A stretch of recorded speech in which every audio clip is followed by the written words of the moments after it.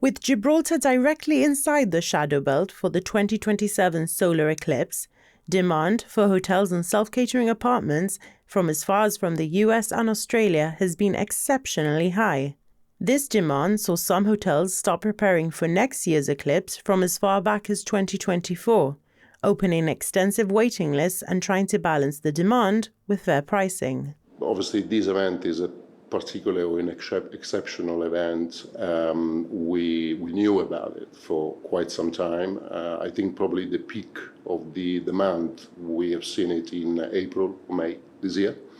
There's been a lot of inquiries and a lot of booking that have been coming through the various platforms for those three particular dates, 31st of July, 1st and 2nd of August next year. I was really surprised that there was so many questions and people inquiring.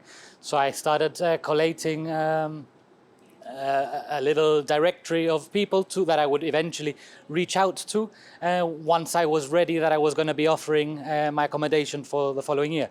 And then we slowly messaged all those potential customers at the time and to turn them into customers now. They'll be, so we're fully booked for next 2027, a year in advance. Yeah, already. I could have held back a little bit because the demand's been great. But I just want to give the first people that have been right on the finger on the pulse the opportunity to stay at a reasonable price with us. Gibraltar is in a prime location for an eclipse hat trick, prompting an extraordinary spike in accommodation interest as local hotels and self-catering apartments approach the event with a reasonable perspective. Hotel prices, like everything else in life, they are the result of a supply and demand.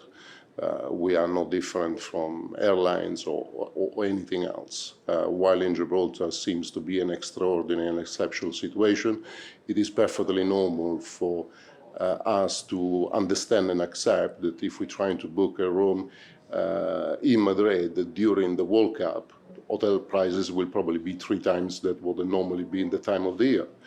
Or we try to book a room in London during a rugby weekend.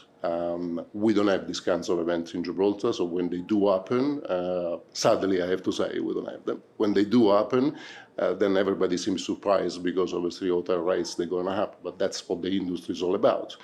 A bedroom in Mallorca in May will cost you a third than what will cost you in August. That's perfectly normal.